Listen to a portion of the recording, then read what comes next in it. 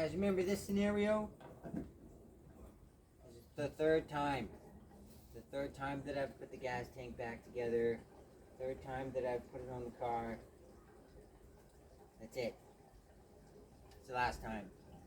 If it doesn't work, I mean, you know, the fuel sender doesn't work, and I won't know how much gas is in the car. I don't care.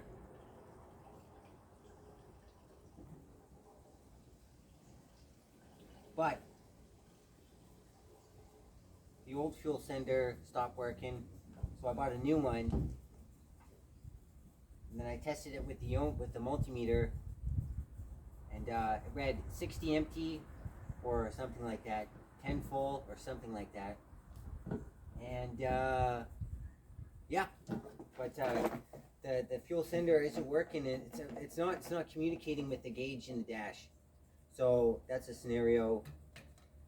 So bought a new fuel sender, put it on. I tested it out before I put it on. It didn't work.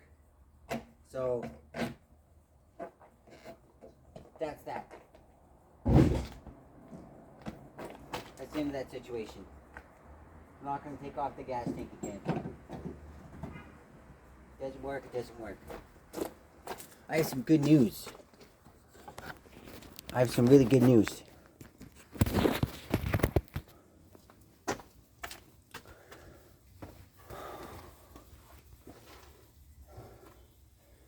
My carburetor adapter situation is finally sorted out. I bought this one. I bought that one. I bought another one that was like that. It was appearing to be identical, but it wasn't. And I bought another one, and that I returned. So the one that was appearing to be identical to that one, and also that one, but wasn't, that was the one that got wrecked. By this modification that I just did, I don't know if you could see it, but by the studs, they're not holes, but by the studs, there's a little space in the here, I'll just show you this one. Right here, in this area right here, the stud is kind of banging into it, and so I took my grinder and I grinded it down so that I could mount it onto the intake manifold.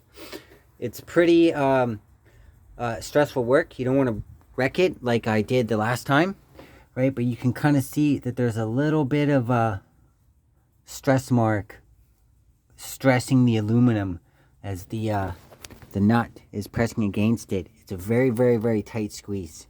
It's a very tight squeeze. So I got that turned down, the bottom of this turned down, the bottom of this surface right here. I got it machined down so it was completely flat because I thought that was the problem.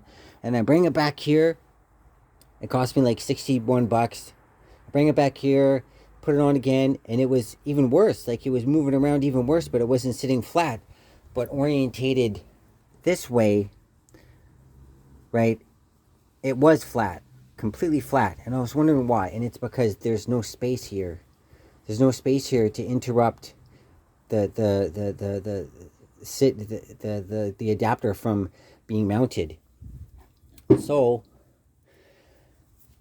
yeah, sorted it out. This is the fourth adapter I've bought, and spent a lot of money on this car already. But yeah, it's a good day because now I can orientate the carb with the throttle lever fainting the firewall, blah, blah, blah. You've already heard about all that shit before. I went and got the radiator. I got it tested at a radio shop to see if it needed to be record. But the guy said it doesn't.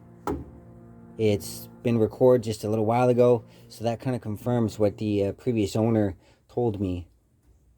He said, yeah, I got the radiator record, and according to the guy at the radiator shop, who knows a thing or two about what he's doing, it's true.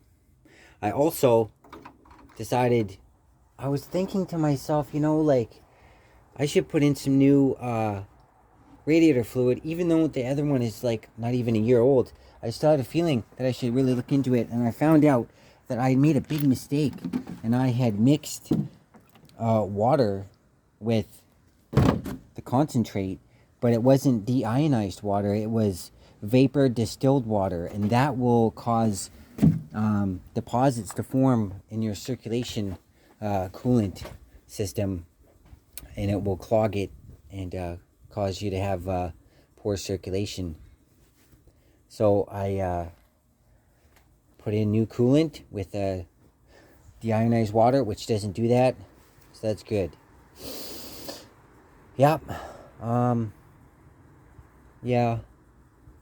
Anyways, so I'm gonna start doing that and get on with it. I took a big break because I needed one, because of the head bolt situation. You know, fuck that job.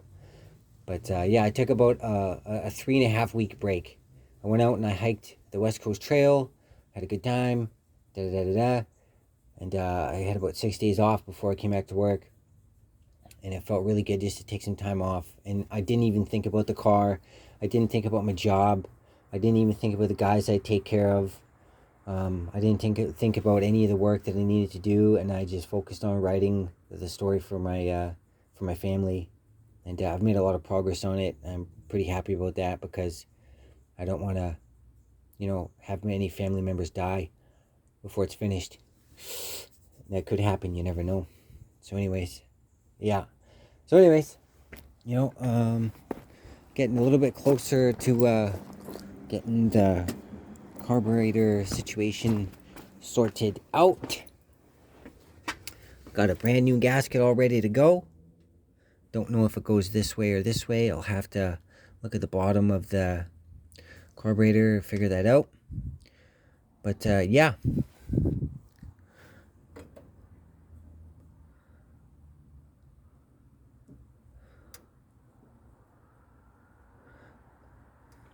Sweet. Clickety clack. Alright. Man, it smells good. Like all that engine oil, it smells good. Anyways, alright. Thanks a lot for watching, everybody. And yeah, take care. Thanks a lot for watching my video. It's the first one I made in a long time. Maybe a month and a half. Okay, 1958 AMC Rambler Super. Maybe a part 110, 111. Not too sure. Alright, thanks a lot, everybody. Bye-bye.